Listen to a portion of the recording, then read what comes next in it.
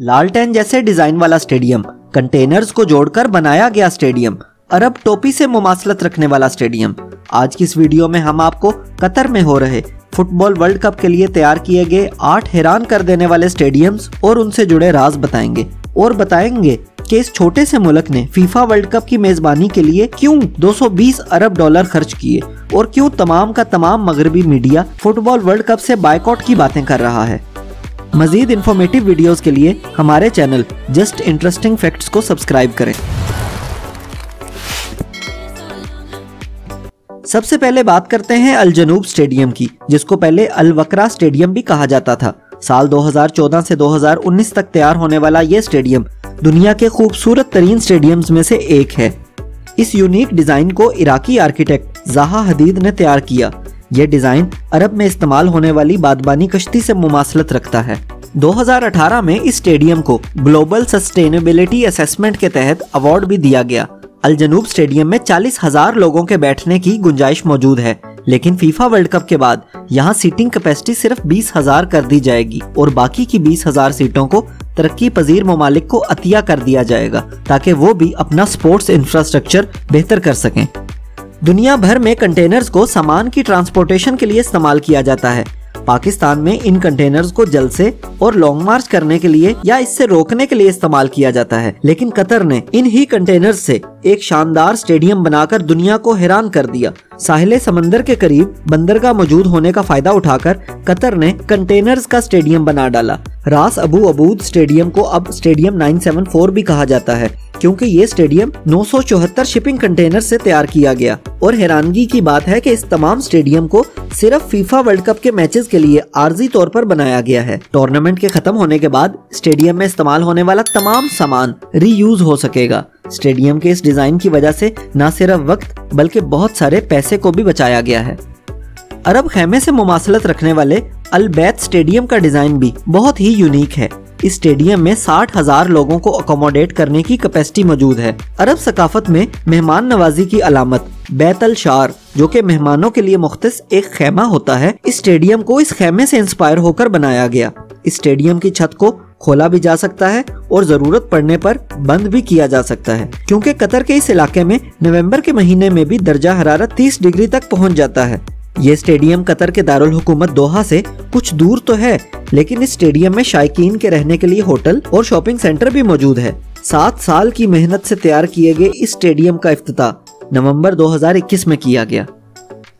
Qatar के दारुल हुकूमत दोहा से 15 किलोमीटर के फासले पर एजुकेशन सिटी मौजूद है। 2003 में बनने वाले इस शहर में 8 इंटरनेशनल यूनिवर्सिटीज के कैंपसेस मौजूद हैं और 50 से ज्यादा ममालिक के तलबा यहाँ आकर पढ़ते हैं।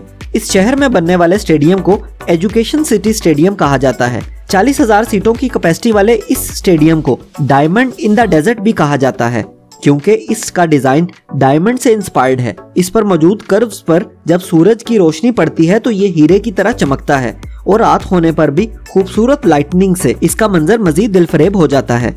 यहाँ पहुँचने के लिए खसूसी तौर पर मेट्रो ट्रेन भी चलाई गई, जिससे शायकीन का सफर मजीद आसान हो सकेगा। अहमद बिन अली स्टेडियम, जिसको पहले अल रयान स्टेडियम भी कहा जाता है, इसलिए दिलचस्प है कि ये स्टेडियम सहरा के बीचों बीच बनाया गया और मैच देखने वाले लोग मैच के अलावा अरब सहरा के मनाजर भी देख सकेंगे। 40,000 लोगों की गुंजाइश वाला ये स्टेडियम बहुत ही खूबसूरत है। साल 2003 में बनने वाले स्टेडियम को साल 2016 में नए सिरे से तामीर किया गया और तामीर में ज्यादातर पुराने स्टेडियम के मटेरियल का ही इस्तेमाल किया गया। हमारे लिस्ट पर नेक्स्ट स्टेडियम इंतहाई दिलचस्प और हैरत अंगेज है। कतर और तुर्की के इंजीनियर्स और आर्किटेक्ट्स ने सिर्फ 4 साल के अरसे में अल थुमामा स्टेडियम को तैयार किया। ये स्टेडियम अरब ममालिक में इस्तेमाल होने वाली टोपी से मुमासलत रखता है। ये स्टेडियम न सिर्फ खूबसूरत है बल्कि अरब सकाफत के साथ साथ कतर की आज़ादी और खुशहाली की भी अक्कासी करता है। इस स्टेडियम के अतराफ में 5,40,000 मुरब्बा फीट पर एक पार्क भी बनाया गया है। टूर्नामेंट के इख्तिताम पर इस स्टेडियम की 20,000 सीटों को तरक्की पजीर मुल्कों को डोनेट कर दी जाएगी और यहाँ पर होटल और कम्युनिटी क्लब बनाया जाएगा। इसके अलावा स्टेडियम के अतराफ में मौजूद वसी रकबे को भी खेलों के फरोग के लिए मुख्तस किया गया है। यहाँ पर मुख्तलिफ स्पोर्टिंग इवेंट्स होंगे और स्पोर्ट्स क्लब भी बनेंगे। फीफा वर्ल्ड कप के इस इवेंट की मेजबानी करने से कतर एक छोटा सा मुल्क होने के बावजूद भी पूरी दुनिया में एक सॉफ्ट पावर बनकर सामने आएगी। जैसा कि आप जानते हैं कि आज के दौर में किसी मुल्क को ताकतवर होने के लिए रकबे या फौजी ताकत के हिसाब से बड़ा होने की जरूरत नहीं, बल्कि मुआशी और इक्तिसादी तौर पर भी मजबूत होकर दुनिया भर में मुकाम बनाया जा सकता है। यही वजह है कि कतर ने इस इवेंट पर 220 अरब डॉलर खर्च किए हैं।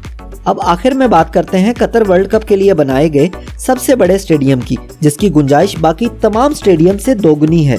80,000 लोगों की कैपेसिटी के साथ ये स्टेडियम सिर्फ सबसे बड़ा ही नहीं बल्कि सबसे खूबसूरत स्टेडियम भी है। इस स्टेडियम का डिजाइन अरब में इस्तेमाल होने वाले फेनार लैंटर्न से इंस्पायर है। इस स्टेडियम का पूरा निजाम शमसी तवानाई यानी सोलर पावर से चलाया जाता है, जिसकी वजह से माहौलियाती आलूदगी का खतरा भी कम हो जाता है। इस स्टेडियम को 0 कार्बन एमिशंस के लिए 5 स्टार सर्टिफिकेशन भी दी गई। लेकिन एक तरफ तो कतर अपने आप को ग्लोबली रिकॉग्नाइज करवाने के लिए इतनी मेहनत कर रहा है, तो दूसरी तरफ मगरबी मीडिया को ये बात एक आंख नहीं भाती और दुनिया भर में इस वर्ल्ड कप को बाइकआउट करने का प्रोपोगेंडा किया जा रहा है, जिसकी वजह इन मीडिया हाउसेस के मुताबिक ये है कि इन स्टेडियम्स की कंस्ट्रक्शन के दौरान बहुत से मजदूरों की हलाकतें हुई। कुछ मीडिया रिपोर्ट्स के मुताबिक इनसे जबरी मुशक्कत करवाई जाती थी और बुनियादी इंसानी हकूक और सहूलियात भी नहीं दी जाती, जिसकी वजह से 50 से 60 हजार लोगों की हलाकत हुई।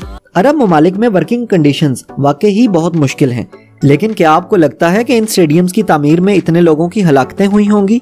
इस बारे में कमेंट्स में अपनी राय का इजहार जरूर करें और हमारे चैनल की बाकी वीडियोस भी जरूर देखें। इस वीडियो को शेयर और चैनल को सब्सक्राइब करना ना भूलें। शुक्रिया।